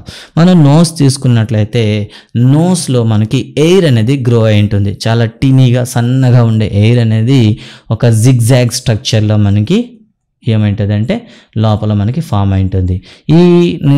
ఈ జిగ్జాగ్ ఉండే ఎయిర్ అనేది మనకి ఏం చేస్తుందంటే, ఎప్పుడైనా సరే మనం ఎయిర్ ఇన్హాలేషన్లో తీసుకునేటప్పుడు దాంట్లో చిన్న చిన్న డస్ట్ పార్టికల్స్ ఉంటాయి. ఈ డస్ట్ పార్టికల్స్ని ఏం చేస్తాయంటే ఇవి ఫిల్టర్ చేస్తాయి. ఓకే, సో టినీ పార్టికల్స్ ఏమైతే ఉంటాయో ఈ టినీ పార్టికల్స్ అనేవి లోపల వెళ్లకుండా ఇక్కడ మనకి ఫిల్టర్ చేస్తాయి. అండ్ నెక్స్ట్ వన్, సో ఈ నాసల్ క్యావిటీలో మనకి లోపల లేయర్ అనేది కాస్త ఎలా ఉంటుంది, కాస్త మనకి వెట్గా ఉంటుందన్నమాట. సో వెట్గా ఉంటుంది. సో ఈ వెట్గా ఉండేటటువంటి ఈ సర్ఫేస్ ఏం చేస్తుందంటే, మనకు వచ్చేటటువంటి ఎయిర్ అనేది ఇక్కడ ఉండే మాయిశ్చర్తో పాటు ఏమవుతుంది, ఫిల్టర్ చేయడం జరుగుతుంది. అండ్ బాడీ టెంపరేచర్కి ఈక్వల్ టెంపరేచర్లో కన్వర్ట్ అయ్యేటట్లు మనకి మాయిశ్చర్ అనేది సపోర్ట్ చేస్తుంది అనమాట. సో గుర్తుపెట్టుకోవాల్సింది, నాసల్ క్యావిటీలో ఏమేమి జరుగుతుందంటే ఇన్హాల్డ్ ఎయిర్ని ఫిల్టర్ చేయడం, at the same time inhaled air యొక్క టెంపరేచర్ అనేది బాడీ టెంపరేచర్తో ఈక్వల్ అయ్యేటట్లుగా మ్యాక్సిమం సెట్ చేయడం, ఇదంతా కూడా మనకి నాసల్ క్యావిటీలో జరిగిపోతుంది. And next one, pharynx. So pharynx అంటే ఏంటి అంటే, ఇది ఒక మనకి జంక్షన్ బాక్స్ అని చెప్తాం. బాడీలో ఉండేటటువంటి ఒక జంక్షన్ బాక్స్ అనమాట. సో ఎక్కడైతే ఏదైతే మనకి వార్మింగ్ అండ్ మాయిశ్చరింగ్ అయిపోయిందో, ఈ ఎయిర్ అనేది మనకి ఫుడ్ మెటీరియల్ వచ్చేటటువంటి పాత్కి అండ్ రెస్పిరేటరీ సిస్టమ్ యొక్క పాత్కి జంక్షన్ ఒకటి ఉంటుంది. ఈ జంక్షన్లో మనకు ఉండేది ఫారింక్స్ అనమాట. ఇక్కడ మనకి ఏముంటుందంటే, ఫారింక్స్లో ఎపిగ్లాటిస్ అనే ఒక ఫ్లాప్ అనేది ఉంటుంది. ఇది ఒక మజిలర్ వాల్గా పనిచేస్తుంది అనమాట. మజిలర్ వాల్ అంటే ఏంటవుతుంది అంటే, అది ఫుడ్ వచ్చేటప్పుడు ఫుడ్ పైప్లోకి పంపించడం, ఎయిర్ వచ్చేటప్పుడు ఎయిర్ పైప్లోకి పంపించడం దీని యొక్క మెయిన్ వర్క్ అనమాట. సో ఇలా మనకి అది రెగ్యులేట్ చేసేటటువంటి ఒక వాల్గా పనిచేస్తుంది. ఇక నెక్స్ట్ వన్ వచ్చేసి లారినిక్స్. చెప్పాం కదా, మనకి ఫారింక్స్ తర్వాత స్టార్ట్ అయ్యేటటువంటి ట్రాకేలో స్టార్టింగ్ యూనిట్ ఏదంటే లారినిక్స్ అంటాం. సో లారినిక్స్ యొక్క మెయిన్ వర్క్ ఏంటి అంటే, ఇది ఒక స్టిఫ్ బాక్స్ అనమాట. ఇందులో మనకి వాకల్ కార్డ్స్ అయితే ఉంటాయి. ఈ వాకల్ కార్డ్స్ ఏం చేస్తాయి, మనం ఎప్పుడైనా ఎయిర్ అనేది బయటికి విడిచిపెట్టేటప్పుడు ఈ వాకల్ కార్డ్స్ అనేవి వైబ్రేట్ అవుతాయి అనమాట. సో ఇవి వైబ్రేట్ అవ్వడం వల్ల మనకి సౌండ్ జనరేట్ అవుతుంది. కాబట్టి గుర్తుపెట్టుకోండి, ఇన్హాలేషన్లో సౌండ్ వస్తుందా, ఎగ్జాలేషన్ సౌండ్ వస్తుందా అంటే, ఎగ్జాలేషన్ అయ్యేటప్పుడు మాత్రమే సౌండ్ వస్తుంది అనమాట. సో ఈ సౌండ్ని మనం కంట్రోల్ చేసి మనం మాట్లాడడానికి ఉపయోగిస్తాం అన్నమాట. పాటలు పాడడం, మాట్లాడడం చేస్తాం. అయితే కొంతమంది స్పెషల్గా ట్రైన్డ్ అయిన వాళ్ళు ఇన్హాలేషన్లో కూడా మాట్లాడడానికి ప్రయత్నిస్తారు. సో ఇన్హాలేషన్ మాట్లాడడం లేదా వితౌట్ లిప్ మూమెంట్ మాట్లాడడం అనేది కొంతమందికి బై బర్త్ వస్తుంది అనమాట. వాళ్ళని ఏమని పిలుస్తాం, వెంట్రిలాక్విలిస్ట్ అంటాం అనమాట. వెంట్రిలాక్విలిస్ట్ అంటే రైట్ హ్యాండ్లో కానీ లెఫ్ట్ హ్యాండ్లో ఒక పప్పెట్ పెట్టుకుంటారు. ఆ పప్పెట్ వీడితో మాట్లాడుతున్నట్టు ఏం చేస్తారు, మనకి డ్రమ్ టైప్ చేస్తారు. వీళ్ళే మనం ఏమని పిలుస్తాం, వెంట్రులాక్విలిస్టులు అంటాము. ఈ వెంట్రులాక్విలిస్టులు కూడాను ఈ లార్నిక్స్లో ఉండే వాకల్ కార్డ్ని యూజ్ చేసుకొని ఇద్దరు వ్యక్తులుగా మాట్లాడుతుంటారనమాట. And next one trachea. So trachea అంటే మనకేం తెలుసు, లార్నిక్స్తో స్టార్ట్ అయినటువంటి విండ్ పైప్ అనమాట. ఈ విండ్ పైప్ అనేది ఎయిర్ని కంటిన్యూగా లంగ్స్ వరకు తీసుకెళ్ళి ఒక పెద్ద ఛానల్లా వర్క్ అవుతుంది. సో థ్రోట్ నుండి మనకు లంగ్స్ వరకు ఇది ఉంటుంది. అయితే ఇక్కడ ట్రాకియాలో మీరు పరిశీలించినట్లయితే సి టైప్ ఆఫ్ కార్డియాలజిక్ బోన్స్ ఉంటాయి అనమాట. సి టైప్ ఆఫ్ కార్డియాలజిక్ బోన్ అంటే సి ఆకారంలో ఉండే మృదులాస్థి ఎముకలు ఉంటాయన్నమాట. ఇవి మనకి విండ్ పైప్ అనేది క్లోజ్ అయిపోకుండా సపోర్ట్ చేస్తుంది.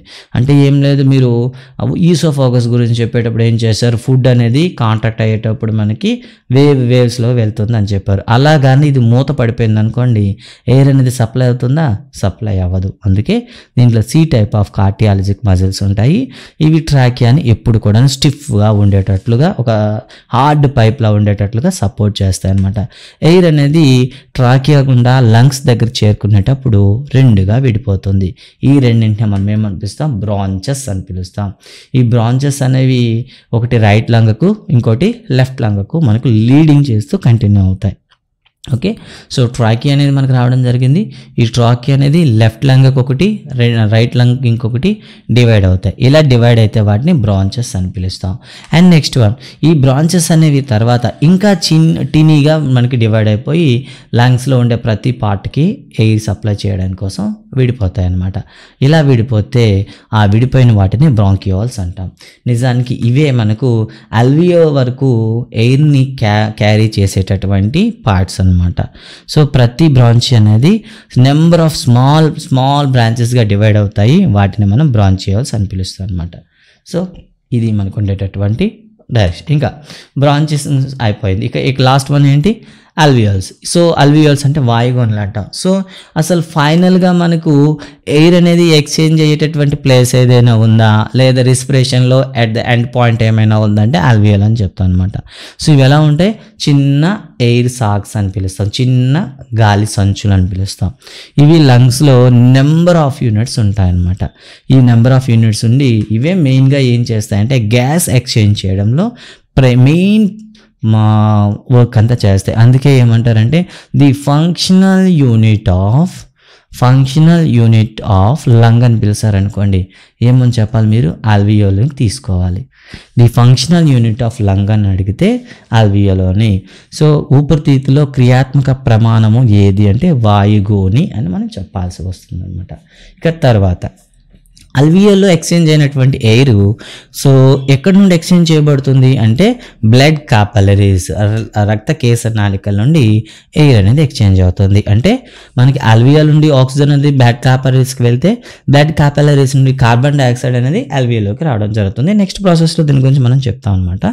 సో ఇక్కడ బ్లడ్లోకి వచ్చిన తర్వాత బ్లడ్లో ఆక్సిజన్ అనేది బాడీ మొత్తంకి సప్లై చేయడం జరుగుతుంది. ఓకే, ఆక్సిజన్ అనేది సప్లై చేయడం జరుగుతుంది అండ్ కార్బన్ డైఆక్సైడ్ అనేది ప్రతి సెల్ దగ్గర కలెక్ట్ చేసుకోవడం జరుగుతుంది. ఈ విధంగా మనకి బ్లడ్ అనేది ఒక పార్ట్ నుండి ఒక పార్ట్కి రావడం జరిగింది. ఫస్ట్ వన్ నాసల్ క్యావిటీస్ అని చెప్పాం, నాస్ట్రిల్స్ అని చెప్పాం. ఫస్ట్ వన్ నాస్ట్రిల్ నుండి nasal cavity, and next one మనకి pharynx, and next one epiglottis, తర్వాత larynx, trachea, and next one వచ్చేసరి మనకి బ్రాంకీ నుండి బ్రాంకియోల్స్, అండ్ నెక్స్ట్ నుండి అల్వియోల్ నుండి బ్లడ్ వరకు మనం చెప్పుకున్నాం అనమాట ఇప్పటి వరకు. సో ఈ ప్రాసెస్ అంతా కూడా మనం చెప్పడం జరిగింది. అండ్ నెక్స్ట్ కంటిన్యూస్ ఏం జరుగుతుందో ఒకసారి చూసేద్దాం. సో ఈ విధంగా మనకి బ్లడ్ సర్క్యులేషన్ సిస్టంలో, రెస్పిరేటరీ సిస్టంలో ప్రతి జోన్లో కూడా ఒక డిఫరెంట్ రియాక్షన్ అనేది ఫిజికల్ ఫినామినా కానీ కెమికల్ ఫినామినా జరిగి మనకి రెస్పిరేషన్ అయితే జరుగుతుంది. అండ్ నెక్స్ట్ మనం చూసుకున్నట్లయితే అల్వియోల్స్ అనేవి మన లంగ్స్లో ఇన్ని ఉంటాయి. దీనిపైన కూడా మీకు తెలుసా, డూ యూ నో అంటూ ఒక మాట అయితే చెప్పాడు. మన బాడీలో ఉండేటటువంటి లంగ్స్ అన్నీ కూడా తీసేసి వాటిని స్ప్రెడ్ చేసి ఒక ఏరియా పైన మనం కవర్ చేసినట్లయితే ఇది నియర్లీ 160 మీటర్ స్క్వేర్, 160 చదరపు మీటర్ల వరకు విస్తరించి ఉంటుంది. నియర్లీ ఏ టెన్నిస్ కోర్ట్ అంతా. అంటే మన బాడీలో ఉండేటటువంటి మొత్తం అల్వియోలస్ అన్ని కూడా మనం ఎక్స్ప్లెయిన్ చేసి పెడితే ఒక టెన్నిస్ కోర్ట్ అంత స్పేస్ని ఆక్యుపై చేస్తాయి అనమాట. అండ్ నెక్స్ట్ వన్ మరో మాట అయితే మనం చూసుకుందాం, ఎపిగ్లాటిస్ అండి. సో చాలా ఇంపార్టెంట్ పార్ట్ ఇది మన బాడీలో. ఎపిగ్లాటిస్ అనేది ఫుడ్ వచ్చేటప్పుడు ఫుడ్ పైప్లోకి, ఎయిర్ వచ్చేటప్పుడు ఎయిర్ పైప్లోకి డైవర్ట్ చేసేటటువంటి జంక్షన్ అంట. మరి ఇక్కడ ఈ జంక్షన్ ఏదైతే ఫార్నిక్స్ అని చెప్తున్నామో, ఈ ఫార్నిక్స్లో దీన్ని ఓకేనా, ఫార్నిక్స్ ఏదైతే ఉందో ఈ ఫార్నిక్స్లో మన ఈ ఎపిగ్లాటిస్ అనేది చాలా మనకి హెల్ప్ చేస్తుంది అనమాట. సో హెల్ప్ చేస్తూ ఏమవుతుంది, సో ఎపిగ్లాటిస్ అనేది ఎయిర్ వచ్చింది అనుకోండి లార్నిక్స్లోకి ఓపెన్ అయ్యేటట్లు. అంటే లార్నిక్స్ అంటే మీకు ఇప్పుడే చెప్పాం కదా, ట్రాకియా యొక్క స్టార్టింగ్ పాయింట్ అనమాట. ట్రాకియా ఒక స్టార్టింగ్ పాయింట్ అని లార్నిక్స్లో ఓపెన్ అవుతుంది. లేదు ఫుడ్ వచ్చింది అనుకోండి డైరెక్ట్గా మనకి ఈసోఫాగస్లోకి ఓపెన్ చేయడం అనేది జరుగుతుంది అనమాట. మరి ఇక్కడ చేసేటటువంటి ఈ ట్రాఫిక్ కంట్రోలర్ని ఏమని పిలుస్తారు అంటే ఎపిగ్లాటిస్ అని పిలుస్తాం అనమాట. ఈ కంట్రోల్ని మనం ఏమని పిలుస్తాం, ఎపిగ్లాటిస్ అని పిలుస్తాం. ఇది ఫుడ్ని అండ్ ఎయిర్ని రెగ్యులేట్ చేస్తూ ఉంటుంది అనమాట. సో ఈ ఎపిగ్లాటిస్ గురించి చెప్పుకునేటప్పుడు ఒక కీ పాయింట్స్ మనం చెప్పుకోవాలి. సాధారణంగా ఎపిగ్లాటిస్ అనేది మనం మెలకువలో లేకపోయినా, నిద్రలో ఉన్న, అపస్మారక స్థితిలో ఉన్న, అంటే కాన్షియస్గా లేనప్పుడు ఎపిగ్లాటిస్ అనేది వర్క్ చేయదు. అందుకే ఎవరైనా సరే స్పృహ తప్పిపోయినప్పుడు కానీ, లేదా కళ్ళు తిరిగి పడిపోయినప్పుడు కానీ, మత్తులో ఉండేటప్పుడు కానీ వాళ్ళకి మనం నీరు తాగించడం కానీ, ఫ్లూయిడ్ ఇవ్వడం కానీ చేయకూడదు. వాళ్ళని మెలకువలోకి తీసుకొచ్చిన తర్వాత మాత్రమే మనం ఈ ఫ్లూయిడ్స్ ఇవ్వాల్సి ఉంటుంది. ఎందుకంటే ఎపిగ్లాటిస్ పనిచేయదు కాబట్టి. ఒకవేళ అలా మేము చేస్తే ఏమవుతుంది, తీసుకున్న లిక్విడ్ అనేది డైరెక్ట్గా లంగ్స్లోకి ఎంటర్ అయ్యి వెంటనే లంగ్స్ అనే బ్లాక్ అయిపోవడం, మనిషి చనిపోవడం జరుగుతుంది అనమాట. అందుకే అపస్మారక స్థితిలో ఉండేవాడికి మీరు నీరు ఇవ్వాల్సి వస్తే వాడిని మెలకువలోకి తీసుకొచ్చి మీరు ఇవ్వాల్సి వస్తుంది. Okay, that's one. And next one చూద్దాం, mechanism of the respiration. Most important, చాలామంది కన్ఫ్యూజన్ ఉంటుంది.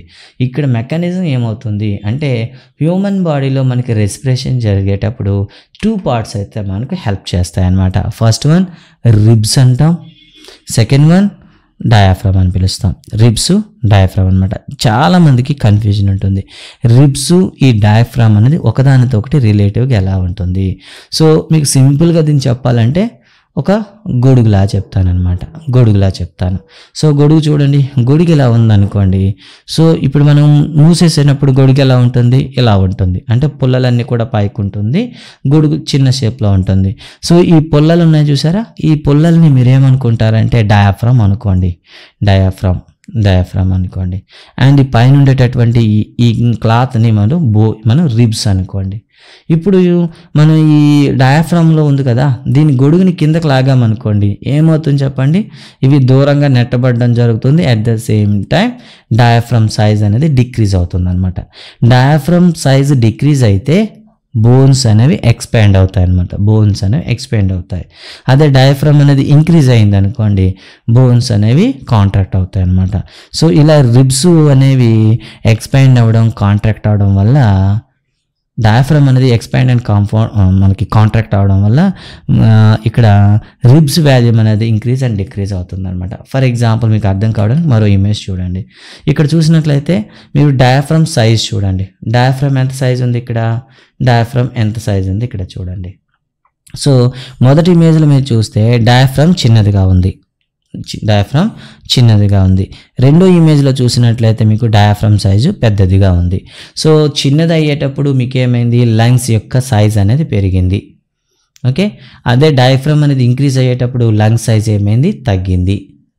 అంటే మనకి డయాఫ్రమ్ కాంట్రాక్ట్ అయ్యేటప్పుడు రిబ్స్ సైజు పెరుగుతుంది, లంగ్స్ వాల్యూమ్ పెరుగుతుంది, లోపల మనకి లో ప్రెజర్ ఫామ్ అవుతుంది అనమాట. లో ప్రెజర్ ఫామ్ అవుతుంది, వాల్యూమ్ ఇంక్రీజ్ అవ్వగానే. అప్పుడు ఎయిర్ అనేది డైరెక్ట్గా లోపలికి వస్తుంది.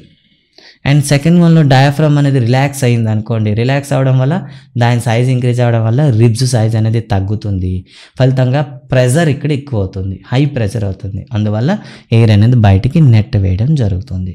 ఓకే, సో చెస్ట్ అనేది ఎక్స్పాండ్ అయ్యేటప్పుడు డయాఫ్రమ్ కాంట్రాక్ట్ అయితేనే జరుగుతుంది, అప్పుడు లోపలికి ఎయిర్ వస్తుంది. At the same time diaphragm అనేది రిలాక్స్ అయింది అనుకోండి, మన లంగ్స్ యొక్క వాల్యూమ్ అనేది డిక్రీజ్ అవుతుంది, అప్పుడు చెస్ట్లో ప్రెజర్ ఎక్కువై ఎయిర్ అనేది బయటికి పంపించడం జరుగుతుంది. ఇక్కడ జరిగిన రెండు విధానాలు బట్టి మీరు ఏం చెప్తారు అంటే, మనకి ఎయిర్ అనేది ఇన్హాలేషన్ ఎగ్జాలేషన్ దేనిపైన డిపెండ్ అయి ఉంటుందంటే ప్రెజర్ పైన డిపెండ్ అయి ఉంటుంది. అట్మాస్ఫియర్తో ఈక్వల్ ప్రెజర్ అయింది అనుకోండి, మనకి ఎయిర్ అనేది లోపలికి రావడం కానీ బయటికి రావడం కానీ జరగదు, ఇన్హాలేషన్ కానీ ఎగ్జాలేషన్ జరగదు. అదే మీరు ప్రెజర్ అనేది అట్మాస్ఫియర్ కన్నా తక్కువ ప్రెజర్ లోపల క్రియేట్ చేసామనుకో, ఎయిర్ అనేది ఫ్రీగా లోపలికి వెళ్తుంది, దట్ ఈస్ ఇన్హాలేషన్ అంటాం. అట్మాస్ఫియర్ కన్నా ప్రెజర్ ఎక్కువ లంగ్స్లో మీరు కానీ క్రియేట్ చేశారనుకోండి, హై ప్రెజర్ వల్ల ఎయిర్ అనేది బయటకు వచ్చేస్తుంది, దీన్ని ఎగ్జాలేషన్ అని పిలుస్తాం అనమాట. ఇక దీన్ని ఇంకా ఎక్స్ప్లెయిన్ చేయడానికి మరో ఇమేజ్ చూద్దాం. సో ఇక్కడ డయాఫ్రమ్ సైజ్ చూడండి, ఇక్కడ ఏమైంది, ఇక్కడ రిలాక్స్ పొజిషన్లో ఉంది, ఇక్కడ ఏమైంది కాంట్రాక్ట్ అయింది. రిలాక్స్ పొజిషన్లో ఉండడం వల్ల ఈ రిబ్స్ సైజ్ అనేది చిన్నదిగా ఉంటుంది, at the same time lungs volume కూడా తక్కువగా ఉంటుంది, కాబట్టి ఈ ప్రెజర్ ఎక్కువైపోయి ఎయిర్ అనేది బయటకు వస్తుంది. అండ్ డయాఫ్రమ్ అనేది కిందికి రావడం వల్ల ఏమవుతుంది, ఇక్కడ అంటే రిబ్స్ అనే వాల్యూమ్ పెరుగుతుంది, at the same time lungs volume పెరుగుతుంది, ఫలితంగా లో ప్రెజర్ ఇంక్రీజ్ అవుతుంది. లో ప్రెజర్ ఇవ్వగానే అట్మాస్ఫియర్లో ఎయిర్ అనేది బాడీలోకి వచ్చేస్తుంది, దాన్ని ఇన్హాలేషన్ అని పిలుస్తాం. సో దానికి సంబంధించి డెఫినేషన్స్ అయితే ఇప్పుడు మీకు స్క్రీన్ పైన చూడొచ్చు. When the diaphragm flatten the volume of the chest cavity increase. ఈ పాయింట్ గుర్తుపెట్టుకోండి, డయాఫ్రమ్ ఫ్లాట్ అయినప్పుడు లేదా డయాఫ్రమ్ కాంట్రాక్ట్ అయ్యేటప్పుడు సో చెస్ట్ వాల్యూమ్ అనేది ఇంక్రీజ్ అవుతుంది, ఫర్దర్గా ప్రెజర్ అనేది తగ్గిపోతుంది. సో ఉన్నదే కొద్దిగా ఎయిర్, ఎక్కువ ప్లేస్ ఉందనుకోండి ప్రెజర్ తగ్గిపోతుంది, అప్పుడు అవుట్ సైడ్ ఉన్న ఎయిర్ అనేది బాడీలోకి రష్ అవుతుంది, దీన్నే ఇన్స్పిరేషన్ లేదా ఇన్హాలేషన్ అని పిలుస్తాము. వైస్ వర్సా, దీనికి రివర్స్లో చూద్దాం. ఒకవేళ కానీ డయాఫ్రామ్ అనేది రిలాక్స్ అయ్యింది అనుకోండి, అప్పుడేమవుతుంది, ఒక డోమ్ షేప్ అయితే వస్తుంది, లైక్ దిస్ అంబ్రెల్లా అని చెప్పాం కదా, డోమ్ షేప్ వస్తుంది. అప్పుడు ఏమవుతుందంటే ఈ లోన్ ఉండేటటువంటి ప్రెజర్ అనేది ఇంక్రీజ్ అవుతుంది. These changes increase the pressure on the లంగ్స్లో ఉండే ప్రెజర్ ఎక్కువైపోతుంది. అప్పుడు ఏమవుతుందంటే అందులో ఎయిర్ని స్క్వీజ్ చేయడం వల్ల అది అట్మాస్ఫియర్లోకి బయటికి నోస్ ద్వారా బయటికి రిలీజ్ అవుతుంది, దీన్నే ఎక్స్పిరేషన్ అంటాము, దీన్నే ఎగ్జాలేషన్ అని కూడా అంటాము. సో గుర్తుపెట్టుకోండి. సో డయాఫ్రమ్ అనేది రిబ్స్ అనేవి కీ రోల్ని ప్లే చేస్తాయి. అయితే మేల్కి ఏది ఫిమేల్కి ఏది అనేది మనకు ఒకసారి అడగొచ్చు, but out of the syllabus కాబట్టి మీకు చెప్తున్నా. ఫిమేల్ అయితే రిబ్స్, మేల్ అయితే డయాఫ్రమ్. సో మేల్లో ఈ రెస్పిరేషన్ సిస్టంలో ఎక్కువ ఇంపార్టెన్స్ చూసేది మనకి డయాఫ్రమ్ అయితే, ఫిమేల్లో అయితే రిబ్స్ అనేవి ఎక్కువగా సహాయం చేస్తాయి అన్నమాట. అండ్ నెక్స్ట్ వన్ టాపిక్ చూద్దాం, లంగ్స్ గురించి మాట్లాడుకుందాం. లంగ్స్ అనేవి ఎలాగుంటాయి చెప్పండి. So lungs are spongy in nature, smooth మెత్తగా స్పాంజ్లా ఉంటాయన్నమాట. అంతేకాకుండా రెండు లంగ్స్ కూడా ఒకే సైజులో ఉండవు, ఎందుకంటే మన బాడీలో తీసుకున్నట్లయితే ఫర్ ఎగ్జాంపుల్ హ్యూమన్ బాడీ చూసుకుందాం. ఇక్కడ హ్యూమన్ బాడీలో మనం చూసినట్లయితే లంగ్స్ ఏ విధంగా ఉంటాయి ఒకసారి చూద్దాం. సో మనం హ్యూమన్ బాడీని మనం తీసుకునేటప్పుడు ఇలా చెస్ట్ మనం తీసుకున్నట్లయితే హ్యూమన్ బాడీలో మనకి లంగ్స్ అయితే ఇలా ఉంటాయి, ఓకే, ఇలా ఉంటాయి. కానీ లెఫ్ట్ సైడ్ మనకి ఇంకోటి ఏముంటుంది చెప్పండి, హార్ట్ కూడా ఉంటుంది. లెఫ్ట్ సైడ్ మనకి హార్ట్ ఉంటుంది అనమాట. ఈ హార్ట్కి కావాల్సిన ప్లేస్ అనేది అడ్జస్ట్ చేయడం కోసం లెఫ్ట్ సైడ్ ఉండే లంగ్ అనేది కాస్త చిన్నదిగా ఉంటుందన్నమాట. సో అందుకే మనం చెప్తాం లెఫ్ట్ సైడ్ ఉండే హార్ట్ కాస్త చిన్నదిగా ఉంటుంది అండ్ రైట్ సైడ్ ఉండే హార్ట్ కాస్త పెద్దదిగా ఉంటుంది. Why? Because to adjust the space for the హార్ట్కి కావాల్సిన స్పేస్ని ఇక్కడ ఏర్పాటు చేయడానికి అనమాట. ఇక నెక్స్ట్ మనం చూసుకున్నట్లయితే ఈ లంగ్స్ని ప్రొటెక్ట్ చేస్తూ టూ మెంబ్రైన్స్ అయితే ఉంటాయన్నమాట. వీటిని ఫ్లోరా అని పిలుస్తారు. సో లంగ్స్ని ప్రొటెక్ట్ చేసేటటువంటి మెంబ్రైన్స్ని ఏమంటారు? ఫ్లోరా అంటారు. ఈ ఫ్లోరా లంగ్స్ మనకి మెంబ్రైన్స్ మధ్యలో ఒక లిక్విడ్ కూడా ఉంటుంది. ఈ లిక్విడ్ ఏం చేస్తుందంటే ఎక్స్టర్నల్గా వచ్చేటటువంటి సాక్స్ కానీ లేకపోతే ఫిజికల్ మెకానికల్ స్ట్రోక్స్ కానీ అంటే ఏవైనా దెబ్బలు తగిలేటప్పుడు ఇంజరీస్ని తగిలేటప్పుడు హార్ట్ డ్యామేజ్ అవ్వకుండా ప్రొటెక్ట్ చేస్తూ ఉంటాయి. ఈ రెండు flora మెంబ్రైన్స్ and the liquid between the membrane అనమాట. సో ఈ విధంగా మనం చేసేటప్పుడు ఇంకో విషయం ఏంటంటే ఈ మెంబ్రైన్లో ఉండే ఈ ఫ్లూయిడ్ ఇంకో దేనికి సపోర్ట్ చేస్తుందంటే ఎప్పుడైనా కాంట్రాక్ట్ అండ్ ఎక్స్పాండ్ అయ్యేటప్పుడు ఈ లంగ్స్ అనేవి ఒకదానితో ఒకటి ఫ్రిక్షన్లో రాకుండా స్లిప్ తదుపరి ఈజీ అడ్జస్ట్మెంట్ అయ్యడానికి కూడా ఈ లిక్విడ్ అనేది సపోర్ట్ చేస్తుంది అనమాట. ఈ విధంగా మనం లంగ్స్లో స్ట్రక్చర్ చెప్పేటప్పటికి ఈ లంగ్స్లో ఉండేటటువంటి ఈ బ్రీతింగ్ రేట్ అనేది ఒక గ్రేట్ రేంజ్లో ఉంటుందని చెప్తాను అనమాట. అంటే ఇది అన్ని వేళలా ఒకేలా ఉండదు. రిలాక్స్గా ఉన్నామనుకోండి కూల్గా ఉంటుంది.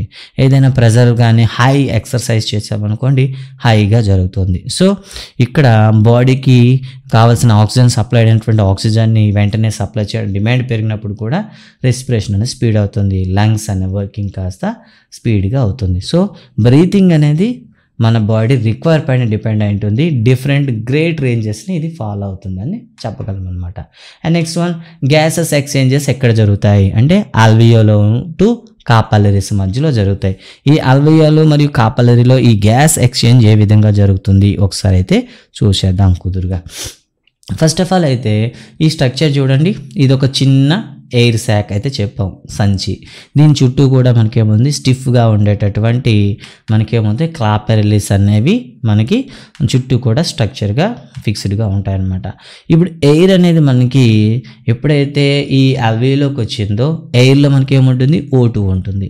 ఈ O2 అనేది డిఫ్యూజన్ ప్రాసెస్లో, ఇక్కడ చాలా ఇంపార్టెంట్ అమ్మా, విచ్ ప్రాసెస్ అంటే డిఫ్యూజన్. బై ది డిఫ్యూజన్ అల్వియోల్ నుండి ఎయిర్ అనేది మనకి బ్లడ్ క్యాపిలరీలోకి డిఫ్యూజన్ అయితే అప్పటికే బ్లడ్ క్యాపిలరీలో ఉండేటటువంటి CO2 అనేది మనకి తిరిగి ఆల్వియోలోకి డిఫ్యూజన్ ద్వారా చేరుతుంది అనమాట. అయితే లంగ్స్కి వచ్చేటటువంటి ఈ బ్లడ్ క్యాపిలరీస్ దేని నుండి ఫామ్ అవుతాయంటే మనకు తెలియాలి, పల్మనరీ ఆర్టరీ నుండి తయారవుతాయి అనమాట. పల్మనరీ ఆర్టరీలో మనకేమొస్తుంది చెప్పండి, మనకి డీఆక్సిడేటెడ్ అంటే ఆక్సిజన్ లేనటువంటి బ్లడ్ వస్తుంది కదా, అది డార్క్ కలర్లో ఉండే బ్లడ్ అనేది ఈ కాపలరీస్లోకి ఎంటర్ అవుతుంది. అండ్ ఎగ్జిట్ అయ్యేటప్పుడు మనకి ఆక్సిడేటెడ్ బ్లడ్ అనేది అంటే రెడ్ బ్లడ్ అనేది బయటికి పోవడం అనేది జరుగుతుంది కాపలరీ వెయిన్ ద్వారా, పల్మనరీ వెయిన్ ద్వారా తిరిగి హార్ట్కి సప్లై చేయడం అనేది జరుగుతుంది అనమాట. ఈ ప్రాసెస్ అంతా కూడా మనకి ఆల్వియోలో జరుగుతుంది. కాబట్టి మెయిన్ గ్యాస్ ఎక్స్చేంజ్ ఎక్కడ జరుగుతుంది అంటే ఆల్వియోలో జరుగుతుంది. ఆల్వియోకి అండ్ బ్లడ్ క్యాపిలరీస్ మధ్య జరుగుతుంది. కాపలరీ టు ఆల్వియోలి CO2 అయితే అండ్ ఆక్సిజన్ అనేది రివర్స్ ప్రాసెస్లో వస్తుంది అని చెప్తాం. సో మెయిన్ ఫంక్షనల్ యూనిట్ ఏదంటే ఆల్వియోలి అని చెప్తాం, ఇది మర్చిపోవద్దు. ఇక్కడే మనకి గ్యాస్ ఎక్స్చేంజ్ అనేది జరుగుతుంది. ప్రాసెస్ అడిగారు అనుకోండి డిఫ్యూజన్ అని చెప్తాం అనమాట. ఈ విధంగా బ్లడ్ అనేది మనకు ఫిల్టర్ అవ్వడం అనేది ఆల్వియోలో జరిగిన తర్వాత ఆ బ్లడ్ అనేది బాడీ మొత్తం సప్లై చేయడం అయితే జరుగుతుంది. అండ్ ఓకే, మొత్తం అయిపోయింది. సో ఇంటేక్లో ఉండేటటువంటి ఎయిర్ ఎంత అండ్ ఎగ్జాల్డ్ ఉండే ఎయిర్ ఎంత చూసుకుందాం. సాధారణంగా అట్మాస్ఫియర్లో చూస్తే 21% ఆక్సిజన్ ఉంటుంది అండ్ 78% నైట్రోజన్ ఉంటుంది అండ్ 0.033% కార్బన్ డైఆక్సైడ్ ఉంటుంది. మన టెక్స్ట్ బుక్లో 0.03 ఇచ్చాడు కాబట్టి మీరు దాన్నే గుర్తుపెట్టుకోండి. ఇది మనం పీల్చేటప్పుడు బాడీలోకి వచ్చే ఎయిర్. మరి బాడీలో రియాక్షన్ అంతా జరిగిన తర్వాత తిరిగి ఎయిర్ అనేది ఎగ్జాలింగ్ అవుతుంది కదా. ఈ ఎగ్జాల్డ్ ఎయిర్ మనం చూసినట్లయితే ఎగ్జాల్డ్ ఎయిర్లో ఆక్సిజన్ % మనకి 16 అయితే కార్బన్ డైఆక్సైడ్ అయితే 4.4 ఉంటుంది. ఇది తెలుగు మీడియం టెక్స్ట్ బుక్లో అయితే మీకు 44 ఉంటుంది, అది తప్పమ్మా. So 4.4 is the correct answer అనమాట. అండ్ నైట్రోజన్తో మనకు పనే ఉండదు కాబట్టి నైట్రోజన్ అలానే ఉంటుంది. ఓకే, గుర్తుంచుకుంటారు. సో దీనిపైన మనకు టెక్స్ట్ బుక్లో ఇంకో మాట కూడా చెప్పాడు. సో హ్యూమన్ లంగ్స్ యొక్క మ్యాక్సిమం కెపాసిటీ ఎంత ఉంటుందంటే 5800 ml, దట్ మీన్స్ 5.8 లీటర్స్ అనమాట. Okay, so maximum capacity of the lungs 5.8 litres లేదా 5800 ml. సో మనం ఒకసారి గాలి పీల్చాం లేదా గాలి విడిచిపెట్టాం. సో ఇలా మనకి ఒకసారి రెస్పిరేషన్ చేస్తే ఎంత ఎయిర్ని మనం ట్రాన్స్పోర్ట్ చేస్తామంటే 500 ml ఎయిర్ని మాత్రమే మనం ట్రాన్స్పోర్ట్ చేస్తాం అనమాట.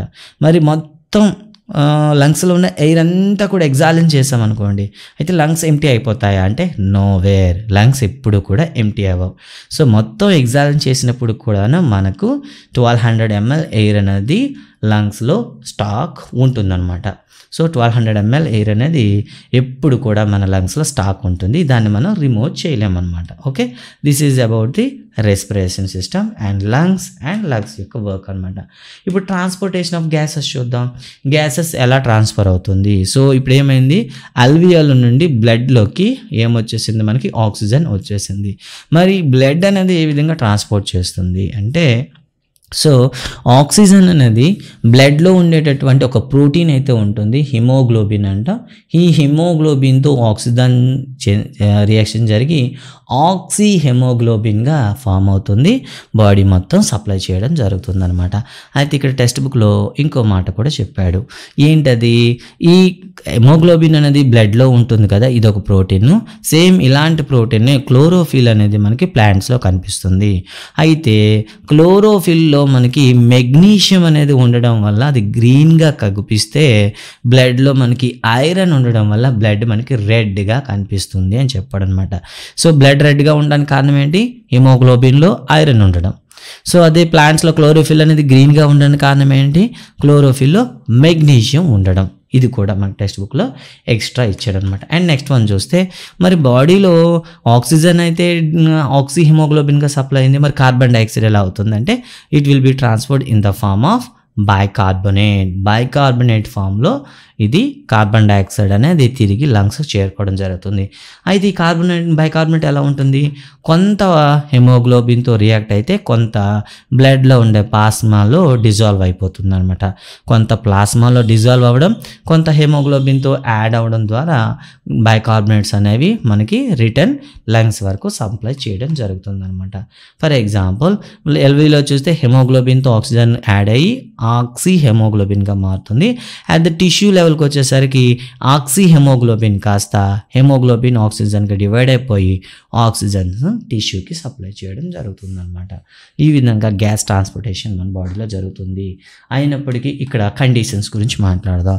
సీ లెవెల్లో అంటే సముద్రం దగ్గర మనం కూర్చున్నాం అనుకోండి, మనకి అట్మాస్ఫియర్లో వచ్చే ఆక్సిజన్, ప్రతి ఆక్సిజన్ కూడా హెమోగ్లోబిన్తో రియాక్ట్ అయ్యి ఆక్సీ హెమోగ్లోబిన్గా కన్వర్ట్ అవుతుంది. కానీ కొంత పీక్స్కి వెళ్ళామనుకోండి, ఫర్ ఎగ్జాంపుల్ 30 km మనం సీ లెవెల్ కన్నా హైట్ వెళ్ళామనుకోండి, సీ లెవెల్లో ఉండే ఆక్సిజన్తో పోల్చుకుంటే దీంట్లో 1/5 మాత్రమే లభిస్తుంది. అంటే ఇక్కడ మీకు 100 ml ఆక్సిజన్ ఉందనుకోండి, అక్కడ 1/5 అంటే 100/5, దట్ మీన్స్ 20 ml మాత్రమే ఉంటుంది. ఇక్కడ ఉండేదానికంటే 1/5 పార్ట్ మాత్రమే మనకి లభిస్తుంది. ఎప్పుడు 13 km ఆర్ 8 miles. గుర్తుంచుకోండి, 8 miles కానీ 13 km ఆల్టిట్యూడ్కి వెళ్ళినప్పుడు మనకి ఏమవుతుందంటే ఆక్సిజన్ యొక్క మనకి డిక్రీజ్ అవుతుంది. ఎంత డిక్రీజ్ అవుతుందంటే నిజానికి 4/6 4/5 పార్ట్ అనేది డిక్రీజ్ అయ్యి మనకు 1/5 పార్ట్ మాత్రమే కనిపిస్తుంది. ఓకే, మరి వీటి వల్ల మనకు వచ్చే ప్రాబ్లం ఏంటి? ఇలాంటి కండిషన్లో ప్రెజర్ తక్కువ ఉండడం, ఆక్సిజన్ అనేది సఫిషియెంట్గా లేకపోతే హై ఆల్టిట్యూడ్లో మనం బతకడం కష్టం అనమాట. అందుకే సప్లిమెంటరీ సప్లై ఆఫ్ ఆక్సిజన్ మనం తయారు చేసుకోవాలి. దాన్ని ఏమంటాం, ఆక్సిజన్ సిలిండర్స్ని కానివ్వండి, ఆ ఆక్సిజన్ ఎయిర్ బ్యాగ్స్ని కానివ్వండి మనం మెయింటైన్ చేయాల్సి వస్తుంది. అందుకే హిల్ని మౌంటైన్ రైడర్స్ ఉంటారు కదా, మౌంటైన్ రైడర్స్ని ఏం చేస్తారంటే వాళ్ళతో పాటు గ్యాస్ సిలిండర్స్ని తీసుకొని వెళ్తారు, ఆక్సిజన్ సిలిండర్స్ని. ఓకే, గ్యాస్ సిలిండర్ అంటే ఎల్పిజి కాదమ్మా, ఇక్కడ మనకి ఆక్సిజన్ సిలిండర్స్ని తీసుకొని వెళ్తారు. అండ్ నెక్స్ట్ వన్ చూద్దాం. సో అంతేకాకుండా ఈ ప్రాబ్లమ్ని రెక్టిఫై చేయడానికి ఇప్పుడు మోడర్న్ ఎయిర్ క్రాఫ్ట్స్ ఉన్నాయనుకోండి, హై ఆల్టిట్యూడ్లో అవి మనకి ఫ్లై అవుతుంటాయి. అలాంటప్పుడు ప్రెజర్ అనేది తక్కువగా ఉంటుంది. అలాంటి లో ప్రెజర్లో వాళ్ళు ఈ ఎయిర్ని సప్లై చేసుకోవడం కష్టం అనమాట. అందుకే అక్కడ ఏం చేస్తారంటే ప్రెజరైజ్డ్ క్యాబిన్ అంట అనమాట. వాళ్ళు కూర్చున్న క్యాబిన్లో ప్రెజర్ మెయింటైన్ చేసేటట్లుగా చేసుకుంటారు. ఒకవేళ మనం మూవీస్లో చూస్తుంటాం, ప్లేన్లో ఏమైనా సరే ప్రాబ్లం వచ్చింది అనుకోండి, వెంటనే వాళ్ళకి ఏమొస్తాయి, ఆక్సిజన్ ఎయిర్ బ్యాగ్స్ అనేవి సప్లై చేయడం జరుగుతుంది పైనుండి. కాబట్టి ప్రెజర్ మెయింటైన్ చేసేటట్లు వీళ్ళు ఏం చేస్తారంటే క్యాబిన్ స్ట్రక్చర్ చేస్తారనమాట. ఓకేనా, సో ఇక్కడ లో ప్రెజర్ కాబట్టి ప్రెజరైజ్డ్ క్యాబిన్ ఉంటుంది. మరి సముద్రం లోపలికి వెళ్ళే వాళ్ళ పరిస్థితి ఎలా ఉంటుంది? సో సముద్రంలో డీప్ సీలో వెళ్ళే వాళ్ళకి హై ప్రెజర్ వాళ్ళ బాడీ మీద ఉంటుందన్నమాట. ఎంత అంటే బాడీలో ఉండేటటువంటి వెయిన్స్లో బ్లడ్ అనేది సప్లై అవ్వదన్నమాట. అంటే వెయిన్స్ అన్నీ కూడా కాంట్రాక్ట్ అయిపోతాయి. ఇలాంటి పరిస్థితుల్లో వీళ్ళు ఏం చేస్తారంటే అంత ప్రెజర్లో కూడాను ఆక్సిజన్ డిఫ్యూజన్ జరగాలి అంటే, ఆక్సిజన్ ఎంటర్ అవ్వాలంటే కాస్త మనకి నోబెల్ గ్యాసెస్ హెల్ప్ తీసుకుంటారు. అందుకే వీళ్ళు తీసుకునే సిలిండర్లో హీలియం అనేది మిక్స్ చేస్తారనమాట. ఆక్సిజన్తో హీలియం మిక్స్ చేస్తారు. ఇది హీలియం అనేది మనకి నోబెల్ గ్యాస్ కాబట్టి ఎంత సన్నని గ్యాప్ ఉన్నా ఆ గ్యాప్ గుండా వెళ్ళిపోవడానికి ట్రై చేస్తుంది. ఫర్దర్గా డీప్ ఓషన్ డైవ్ చేసేటటువంటి ఈతగాళ్ళకి ఈ సిలిండర్స్ అనేవి యూజ్ అవుతాయి అన్నమాట. ఓకే, వీళ్ళకి హై ప్రెషర్ ఉంటుంది కాబట్టి బ్లడ్లో ఆక్సిజన్ అనేది క్యారీ అవ్వదు. అందుకే ఎక్స్ట్రా మనం గ్యాస్ ఒకటి యాడ్ చేసుకుంటాం. This is about the blood circulation system. And next మనకి ఇంతటితో మనకి కంప్లీట్ అయిందనమాట. సో దీనిపైన మీకు ఏవైనా డౌట్స్ ఉన్నా లేదా ఏవైనా మీకు సందేహాలున్నా లైవ్ సెషన్స్లో డిస్కస్ చేద్దాం. And thank you guys, thank you very much. మీరు ఈ లెసన్ అనేది పూర్తిగా చదివి 2-3 టైమ్స్ కానీ మీరు ప్రాక్టీస్ చేసినట్లయితే మీకు ఒక ఎగ్జామ్ అయితే ఇవ్వడం జరుగుతుంది. దాన్ని కూడా రాసి రెడీ అవ్వండి. Thank you guys, thank you very much.